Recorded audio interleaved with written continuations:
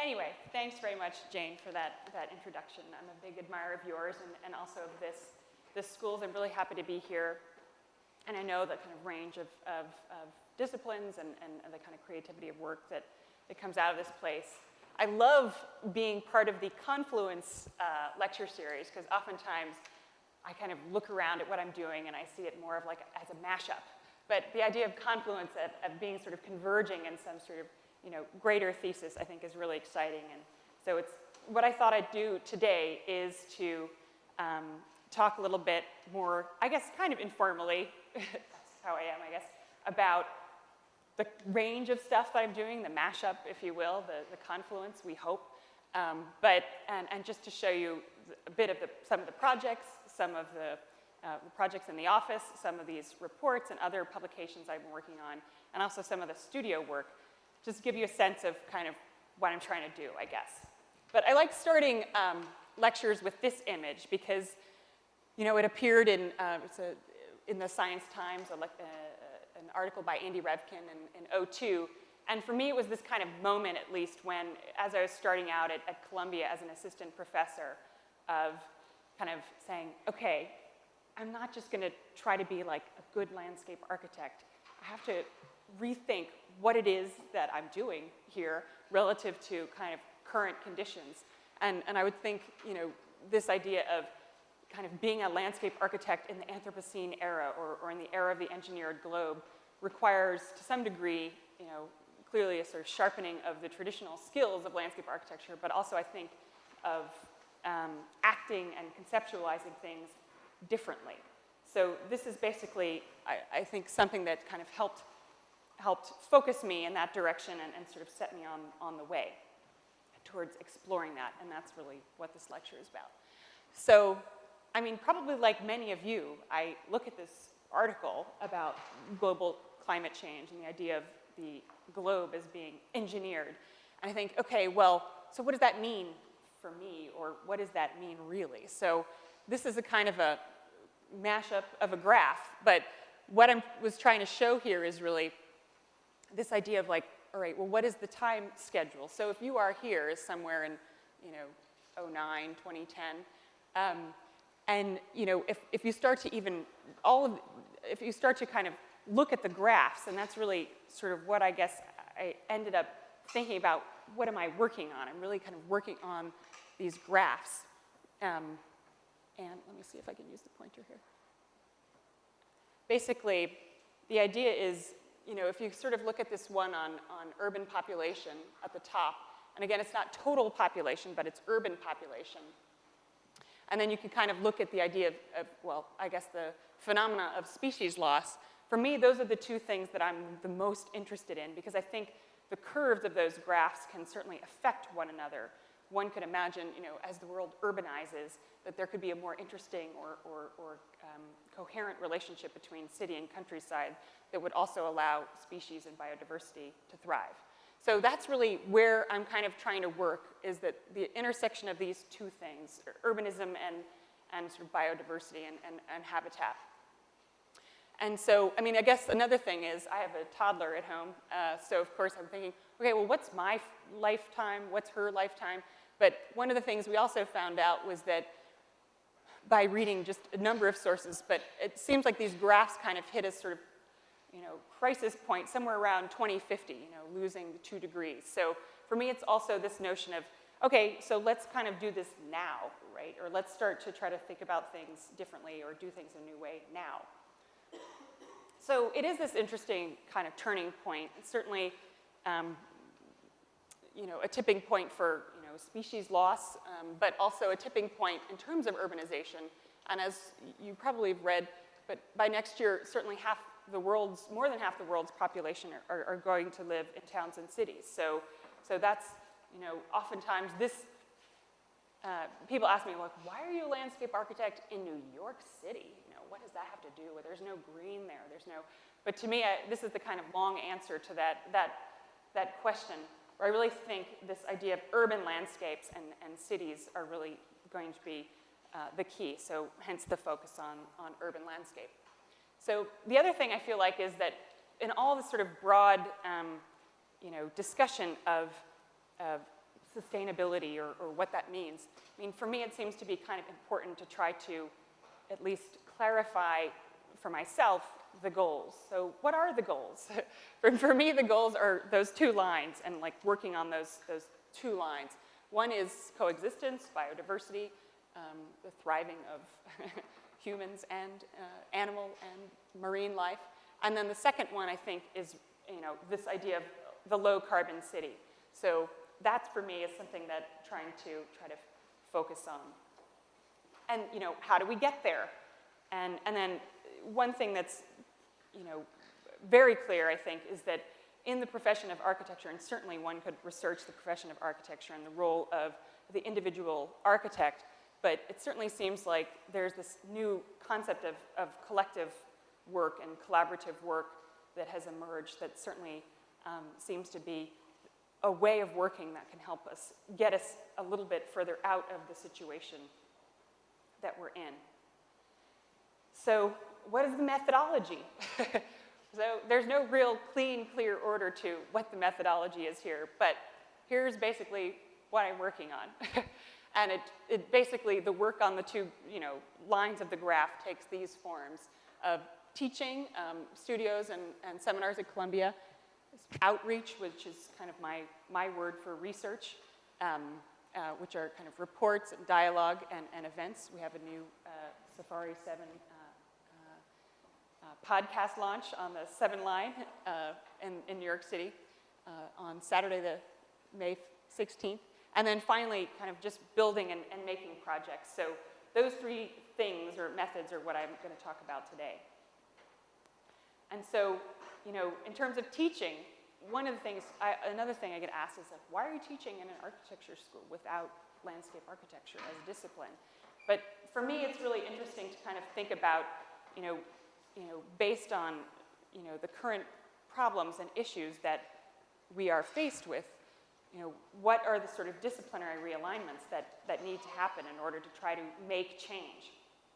And so basically, what I think is very interesting is trying to kind of expand the range of disciplines of the problem-solving mix. And so at Columbia, we're kind of trying to meld these kind of groups of professions in terms of like the applied sciences into sort of a new mashup, a new confluence of perspectives and expertise that really kind of begin to speak more specifically to this idea of urban ecology. And within this kind of expanded field of perspectives and disciplines, I think one of the major issues for the next 20, 50 years is who will coordinate, because the types of work that we're doing are no longer buildings built in isolation or specific landscaped parks, set aside. It's really more a synthetic view of infrastructural systems, natural systems, and architectural spaces. So who will coordinate, I think, is a major question. And then for me, landscape is really something that I think could play a major role in kind of coordinating a lot of this thought. And so even, within the word landscape, you have kind of two parts, right? You have land, sort of terrain-based, geography-based, and scape, which is more of an aesthetic idea about the view. So for me, landscape really needs to kind of push forward in terms of making, putting ourselves forward in terms of this idea of melding the arts and sciences and really coordinating these kind of multiple perspectives. So this is a kind of, slide that, well, I think, certainly if the profession of architecture, the profession of landscape is evolving and changing relative to this new context, also our tools are changing. Certainly you need to have a Mayline and a pencil, but also for me, the kind of concept of being able to communicate ideas, the idea of being able to, have a big idea that one can kind of convey and convince about are key. So here, I think, are some of the new tools that we need to kind of address the future eco-city. Certainly one is the vision, like where are we going down the road? And then we have the Cutaway section, the Excel spreadsheet, and the Catalytic project. So I'm going to talk a little bit about each of those tools. And certainly, this is a slide from Atelier Dreisettel on Potsdamer Platz, but I think it's kind of an interesting slide.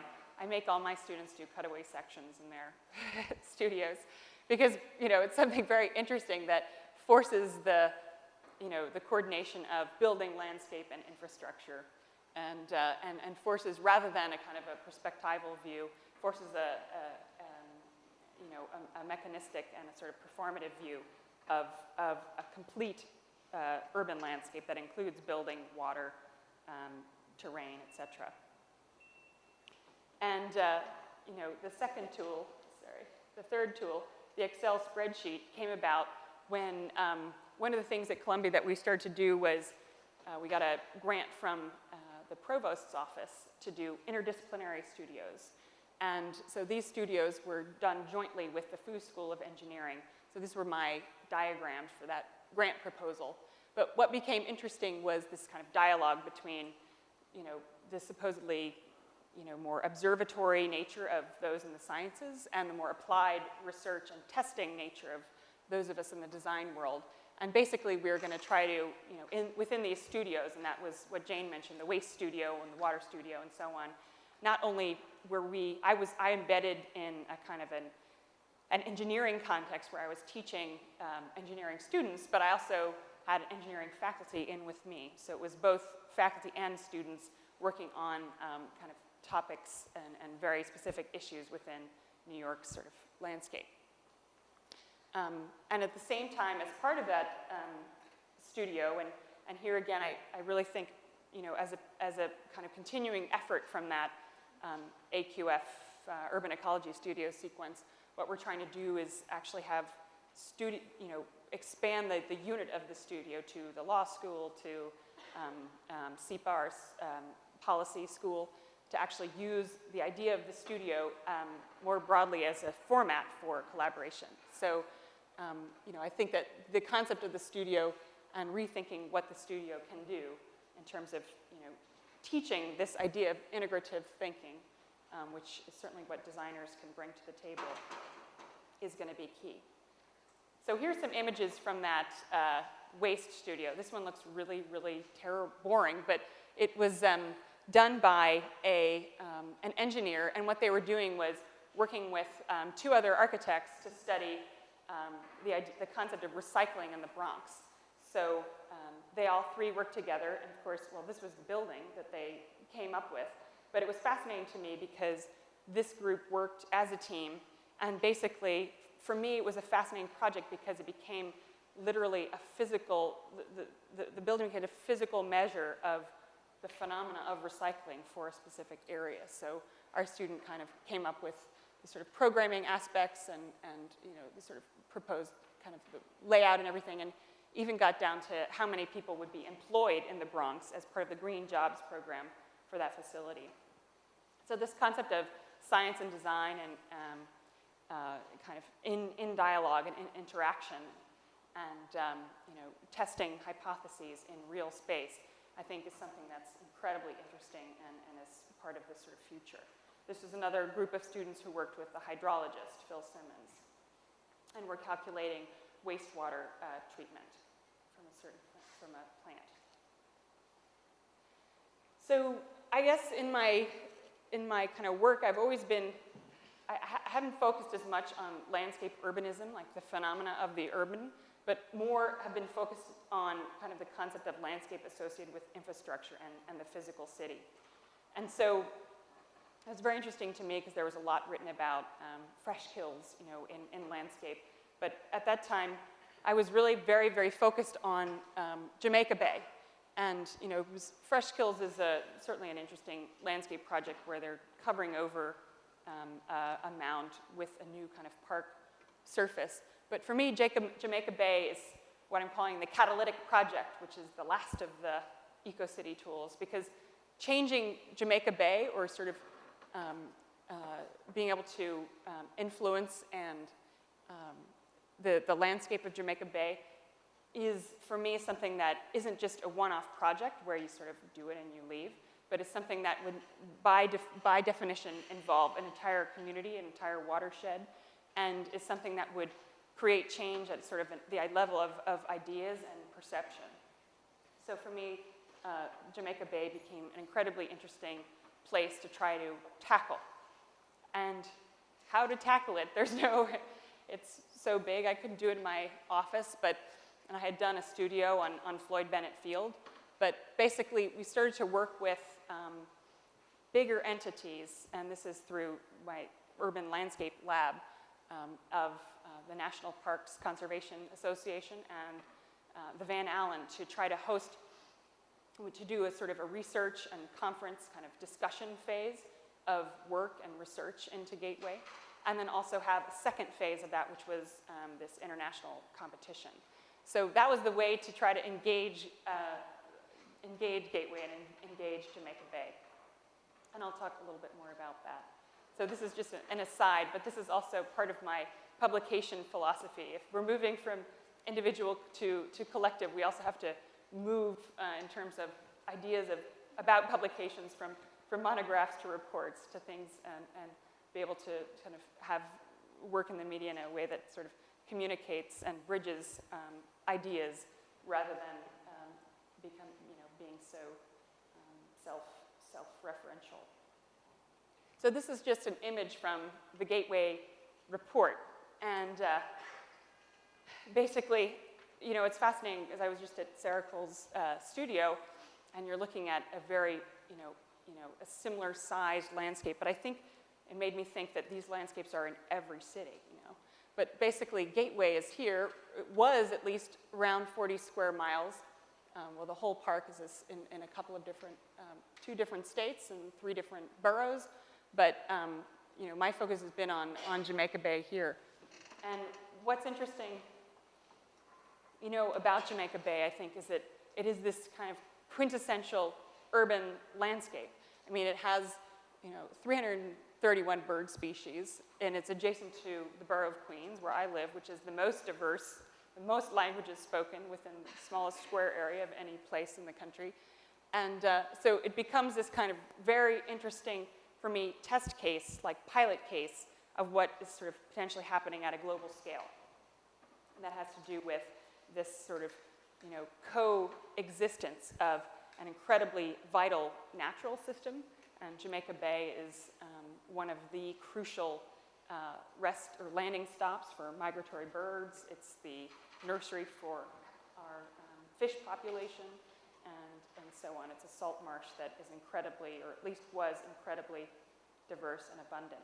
So for me, this notion of Jamaica Bay as a marsh at the edge of town, that's kind of a Thoreau word, a Thoreau statement rather, that this idea of the swamp at the edge of town that helps, that sort of works sort of in tandem with the culture of a city.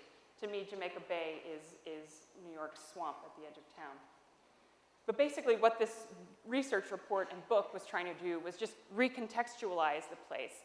Jamaica Bay has been under the purview of the National Park Service, which by their creed has been charged with preserving, protecting, and defending natural and cultural resources. But those words don't really apply to Jamaica Bay. It's this incredibly complex overlay of very local systems of wastewater treatment plants, of combined sewer outflows, of beaches and so on that don't really have anything to do with protecting. It has to do with involving and engaging multiple agencies. And I think there are 22 of which are involved in the landscape of the bay, and actually communities that live there. So in the report, we went through the sort of historical context, the status of Floyd Bennett Field, and then also tried to have the park system kind of look in the mirror and rethink its mission here, and rethink what it is and what it would take to actually,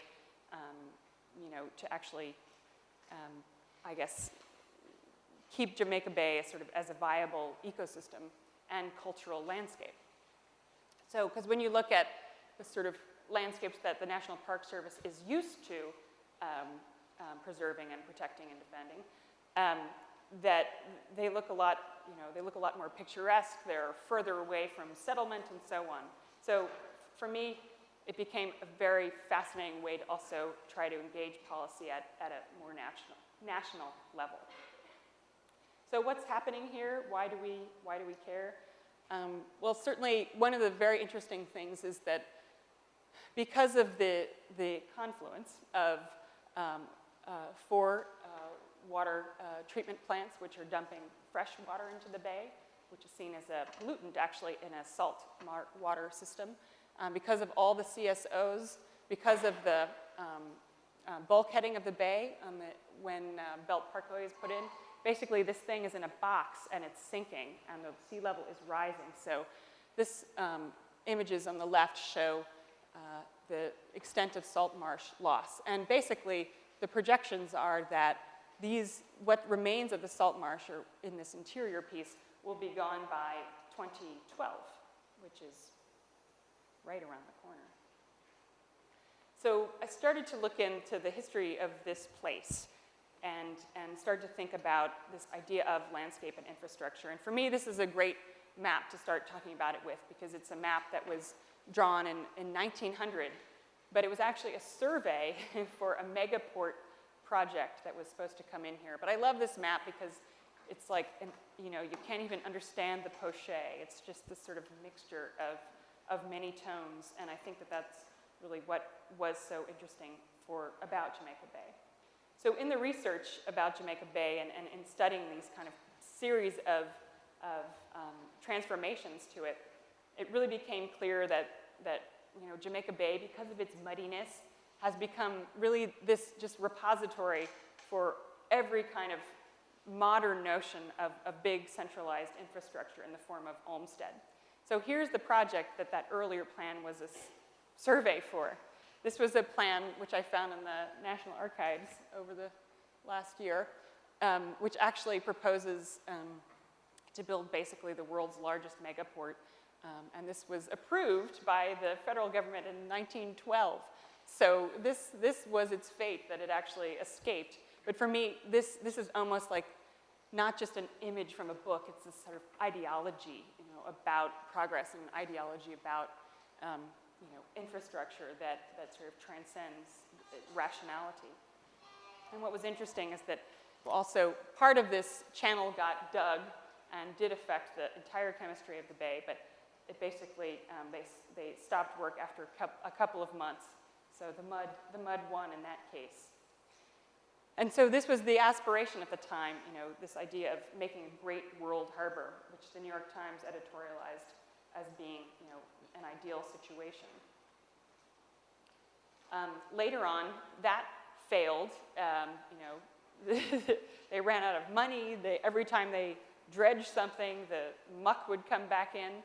And so it got turned over to the hands of Robert Moses. So this kind of continues our story about sort of modernization and big infrastructure. Because how Moses saw it, Jamaica Bay was kind of in the way between Manhattan and New York Central and Long Island and places more distant. So he basically ran private roads through it, and then also realizing that there's nothing that could be done here, that the dredging wouldn't work, made that a wildlife refuge and a place for recreation. So the ideology of landscape as recreation was taking hold at this point.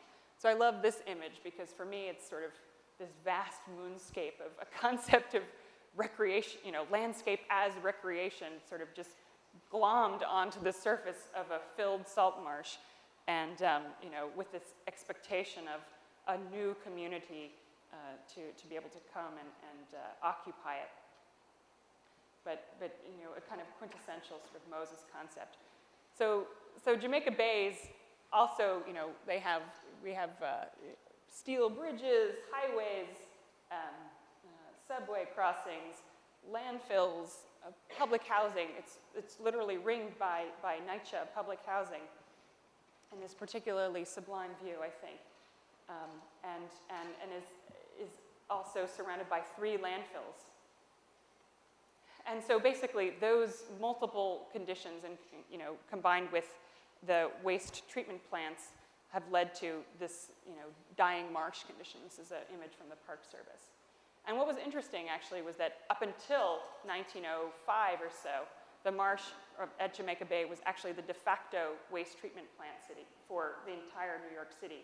And it just became, overwhelmed. So now, it's this, for me, it's like a, fairy tale about a landscape in the age of modernization. And this image really talks to that, I think, where it's simply a collection of sort of detritus. So, what I've been trying to talk about with Jamaica Bay is that if it was the sort of harbinger or symbol of, a relationship between landscape and infrastructure in modern times, well, what could it be? And so one thing that I'm very interested in is thinking about this idea of decentralization of infrastructure.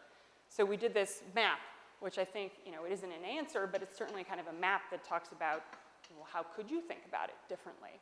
And the map shows the sort of urban watershed, half of which is in Nassau County, half of which is in New York, and then it shows the political boundaries. So it's really this sort of overlay of decision-making processes and, to some degree, natural processes in the watershed, and then constructed processes, which are the combined sewer shed. So this is the watershed, sewer shed, and political context map.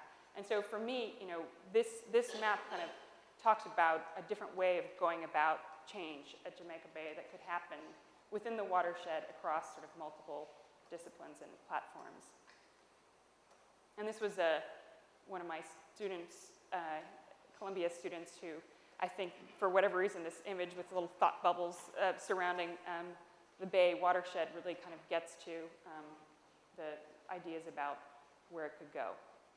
With dispersed concept of water maintenance, water management, changes in the urban landscape that allow percolation, shifting in behavior, refitting of different aspects of architecture and infrastructural systems that could together in this sort of more synthetic architecture infrastructural landscape concept, we could actually start to change the course of the 2012 disappearance mark. So, so I've always been focused on the idea of the region, and I've tried to work and build Scape as really a regional firm. Thankfully, we weren't taking all these projects in Dubai and Abu Dhabi like some of my colleagues, and it means that, because those have all stopped, but I think what it does mean is kind of an opportunity to just kind of dig into where you live and try to understand what the opportunity is there. And this was an interesting statement for me, because all of a sudden, as in all these new paradigm shifts between, what is green and what is industrial, what is natural, all of a sudden, New York City is the greenest community in the United States, where I think in the age of Olmsted, it was considered to be the most foul and corrupt. So all of a sudden, changing times, we have a new context. So here's a map of the region, I suppose, with some of Olmsted and Vox's work, and again, kind of building landscapes as a counterpoint to urban conditions, and as a sort of a release for, and as a sort of a miniature pocket of countryside, all highly engineered.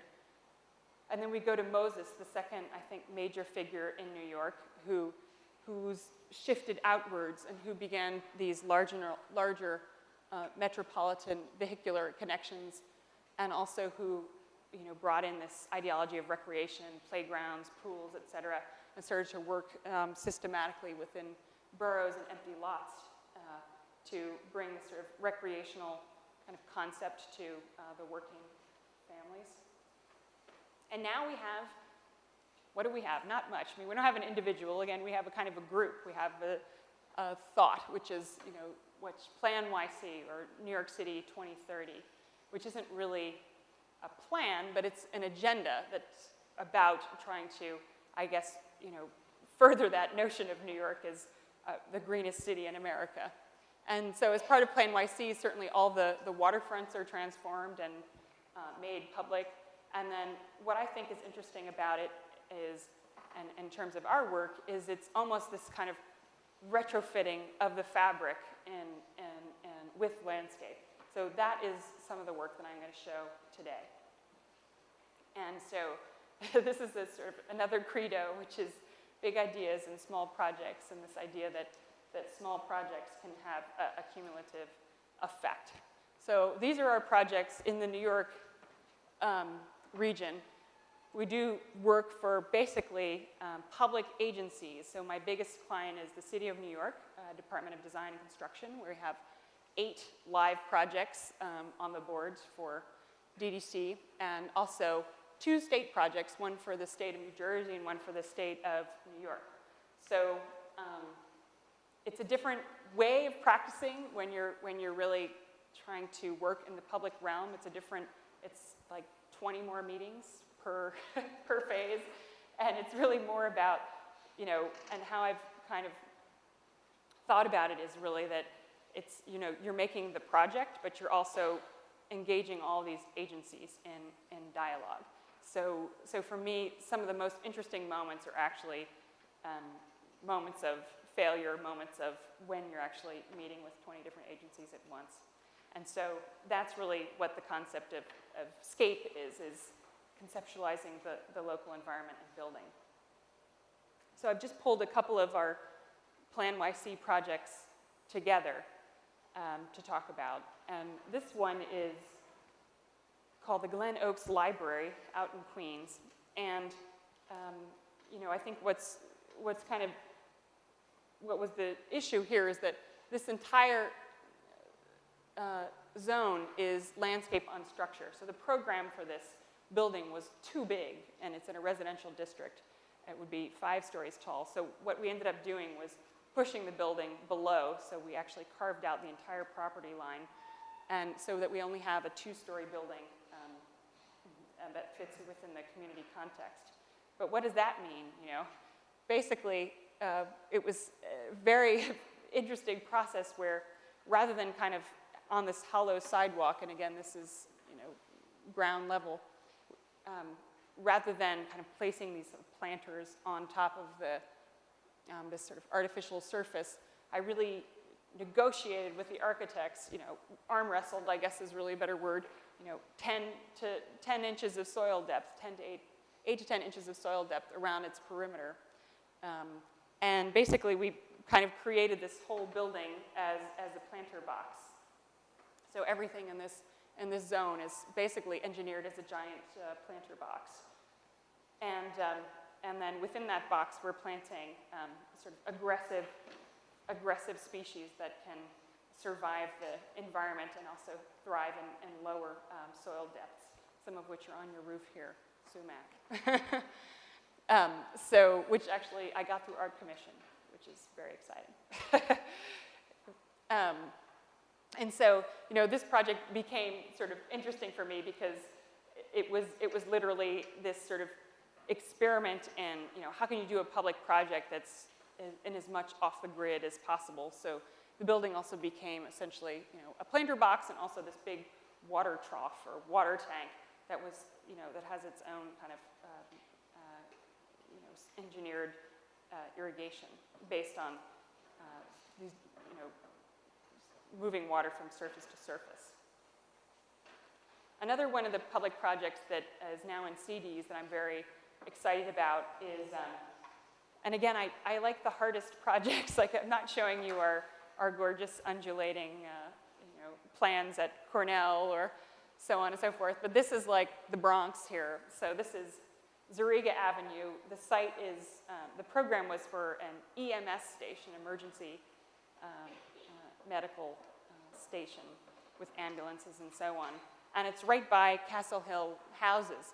And the site, as it was given to us, is a functioning community garden, which was rather heart-wrenching. And so here it is, Castle Hill, looking down on our EMS site, the community garden.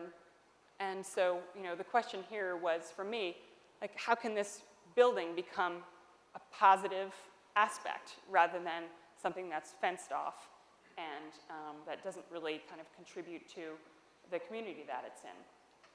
And so basically our idea was to, well, then this took about 20 meetings, have a green roof, which would then be a kind of a fifth facade for Castle Hill houses above, looking down, and also to site a water cistern where we'd be displacing, and we're actually jackhammering up as part of our scope the adjacent lot and actually moving the community gardening onto this lot. And we have a cistern right in the corner here, which is going to be accepting all the runoff from this filtered runoff from the green roof, and is actually going to be used to as a water source for community gardeners. And we have Council on the Environment, and also Bette Midler's group, New York Restoration Project, involved in upgrading the community garden. So this became an interesting project for me. Again, it's not just a landscape project, but it's something that involves communities, it involves sort of water systems, it involves architecture, and involves intense lobbying. And what I'm very proud about is that this was for the fire department. If you've ever had a difficult client, the fire department is more difficult. But the fire department, even through the whole recession and value engineering, the green roof and our cistern are in the project. So this is something that I found really exciting about how a structure and a landscape can be, again, catalytic and have a longer-term change in a place rather than being picturesque, so to speak. Another one of our public projects is at the Queen's Botanical Garden in Flushing. We actually have 2 projects in Flushing right now. And this is the green is the site of the garden, and then the black is what was formerly the sort of water course that went through there. Here again, I confront Robert Moses, who had filled in the Queen's Botanical Garden with ash and its trash, etc., just as he had done at many parts of Flushing Bay. And so our site, rather than being a kind of rolling green terrain, is actually layers of trash. But so for part of the project, we worked with the architect Charles Rose, and the program here was to create new entry gardens, new thresholds, new places, was to change the entry to the opposite side of the park and build a new pavilion, which would then kind of dump water into a new wetland. Part of the Queen's Botanical Gardens concept is to look at water more holistically. So this is something that we're working on. It's now in CDs. But this was a big challenge also for the Botanical Garden, who, the director of who said, well, we have, these festivals, so we want marigolds because it's, that will meet the needs of this one community. So it was a very big, effort in terms of an educative and dialogue and process to actually talk about the idea of a functioning landscape as a sort of a habitat and the interrelation of species, rather than looking at an individual flower or set of flowers and kind of certain level of cultural understanding of what a landscape is. So we're very excited about this project moving forward. And you would think it would have been easy because it's a botanical garden, but it wasn't. Another project in the New York area that was kind of fascinating, and which I think almost made me lose my mind here, was the renovation of the Austin Nichols warehouse. And for me, this was also a great lesson of this transformation of kind of industrialized New York to what New York is today. Because Austin Nichols, I think I have an image of it. Yeah. Austin Nichols was this kind of hyper-functioning, Cass Gilbert designed warehouse, incredibly beautiful structure, half on piers, half in the water, and half on slab. And you can literally see the expansion joint, which hasn't moved. And so this is literally on the ecotone, on the edge of this massive zoning change that happened in New York, where all of the areas and parcels that were zoned for manufacturing were changed over to residential. So this is, for me, this ecotone project where it has to be both. And so part of what we did to, I guess, really preserve the idea of the warehouse, but then make it habitable, was to basically carve it a hole in it, like a donut, and make a courtyard in the interior. But this to me is also this kind of timeline of change from something that is very much of a working waterfront, and then something that was incredibly neglected and is now being remade in this kind of newly Plan YC era of access. And incidentally, I'm trying to do an art project with a dancer on this site to interpret this historical transformation. So this project is well under construction, and it's been quite a lesson in many things, but one aspect that I want to talk about is really the waterfront aspect, because now we're also working on this big waterfront park in New Jersey, and there's really no more complex kind of regulatory environment than an urban waterfront. And so this project, basically, we had proposed as part of the planning guidelines and this transformation from purple manufacturing to yellow residential was that there had to be this linear waterfront that just wrapped everything, wrapped around everything. But we had a lot of conversations with city planning about this building. This building is literally half in the water. It doesn't meet their goals, or it has no bearing on the idea of bulkheading and making a new edge. You'd have to cut through the building. So we had proposed an outboard waterfront and a kind of a restored marshy edge using these kind of HESCO baskets that would be stepped up. And basically had at that point, I didn't realize it, but that was the beginning of a 1.5-year-long conversation with 22 stakeholder agencies, all of which were very interested in the concept, but with the exception of the New York State DEP. So I just kind of go into this project partially because this is one of these eco-city tools of communication and vision that I think is very interesting for you to learn and think about. And at the same time, I had this moment of thinking that in landscape, we've moved now from the sublime as an aesthetic to the sublime as a sort of idea of process or public process, which was at a moment of despair.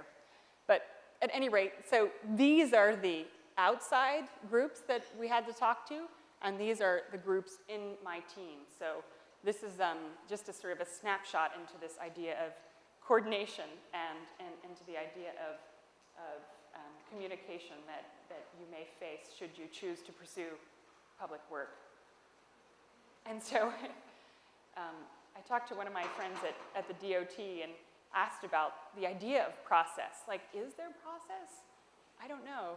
So this is one of their diagrams that I thought was really amusing and kind of interesting for us all to look at. Because even though you're studying, Spartina, and you're studying your types of plants, and you're learning AutoCAD, but it's really, what I think would be super interesting is for us also to be incredibly facile at navigating this process. So this is just a kind of abstraction of a DOT process and my interpretation of it at different moments of like, they're just meetings, they're just boxes. No, there's just a general direction.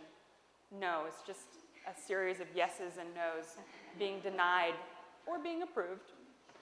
And then having just in the end this sort of sublime kind of artistic line work that indicates that you're working on the project. So in all of the work, I kind of, you have to sort of understand that it's not just about building the project, even though that's where you're going, but it's also about sort of designing these lines and designing these arrows and hopefully changing the no's to yeses and so on. So at any rate, we pitched this project around to every level of government, all the way up to the State Assembly. Everyone wrote letters. And then even at that time, the LovGov, Elliot Spitzer, approved. So when you go into landscape architecture, you never know who you're going to meet with. So that's the Plan YC aspect. And so this is the last project I'm going to show, and it's for an environmental center in Chicago, Illinois. And it's the whole site is 117 acres. Our kind of project area is 35 acres. And it's also for the city of Chicago, awaiting, full CD set, doing the borings, ready to go. Very exciting. And this is a project that we had won in a competition with the Chicago architecture firm Studio Gang. And, again, you see these landscapes that are, the urban landscape of modernity. But, this was the site, or is the site. The classic rotting Ford auto in the foreground. It was a former dumping ground for Ford automobiles. And Phragmites layer, and then you have this beautifully scenic landfill in the background, and your sort of swaths of cottonwood trees. So this is the sort of American landscape. And so what was fascinating about this project was that there was really a groundswell of desire for change in terms of what the land was.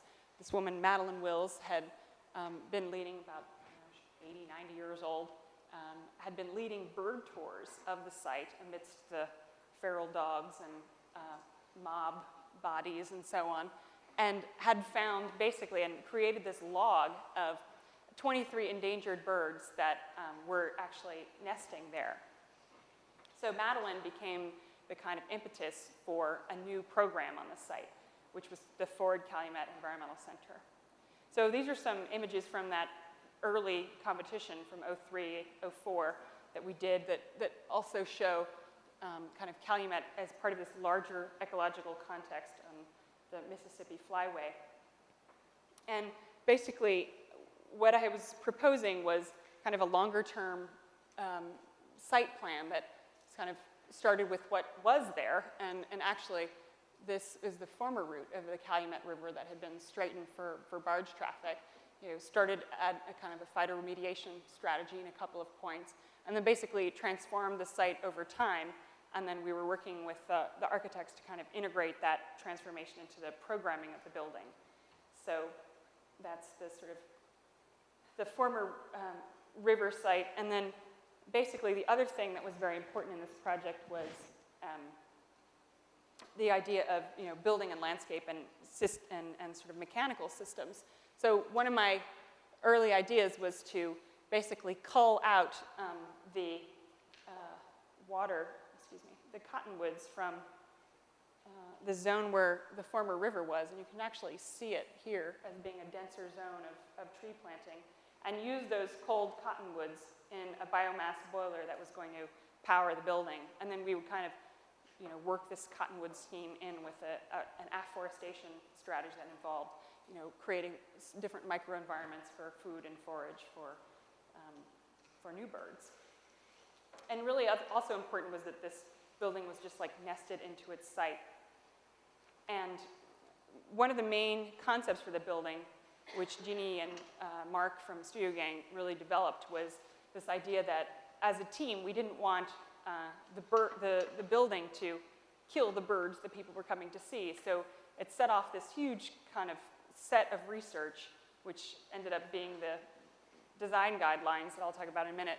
But that, what are the techniques? Because now with a sort of ubiquitous use of glass, like every building in New York is some sort of glass corner, that it is actually creating incredible hazard for avian life.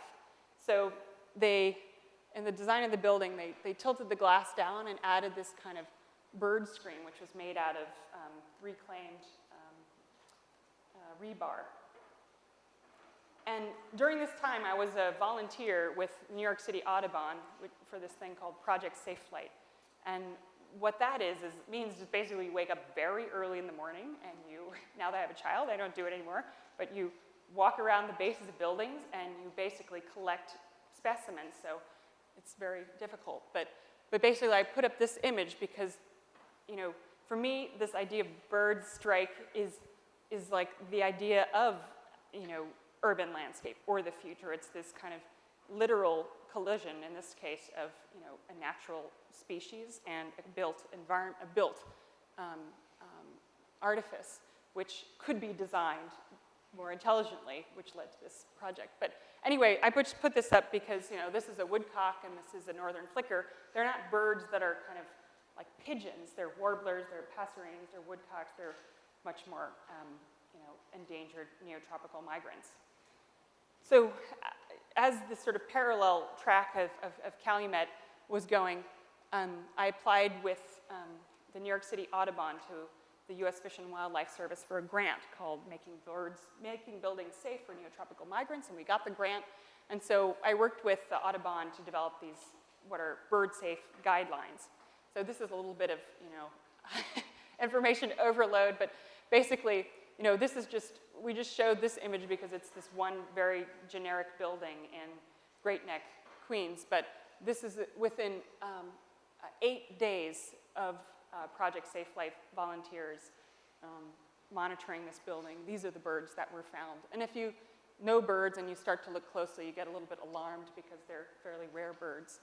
And so the design guidelines were meant to be this kind of manual of like, well, why is it? What are the problems? Reflection, transparency.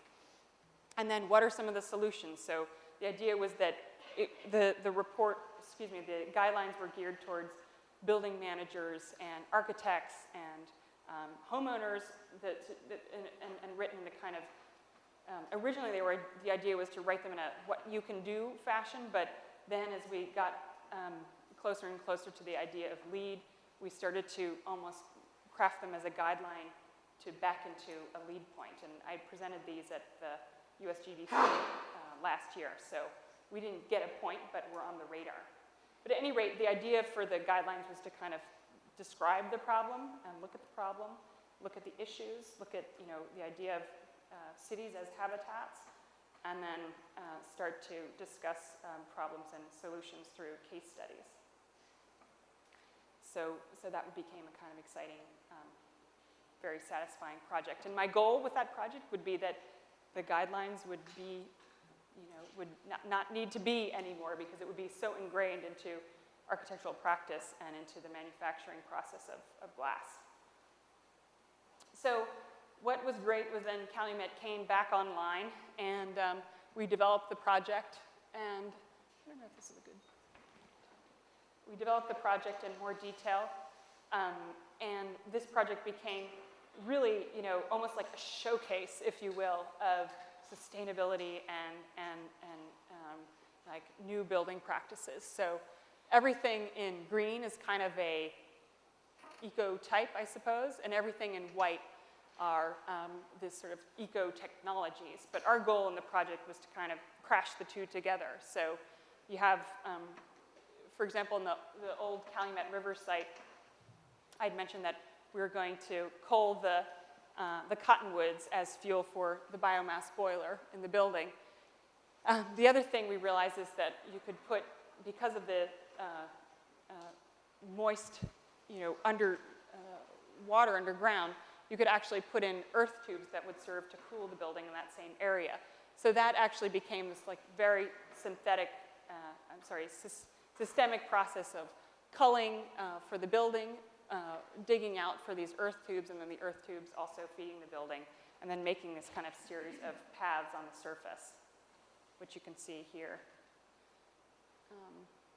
There were other aspects that we were working on. I mean, I think what was funny is also this idea of a green roof. Like Mayor Daley, I really tried to not do a green roof in this site because performatively it wasn't the right thing. It's in a kind of a shaded area.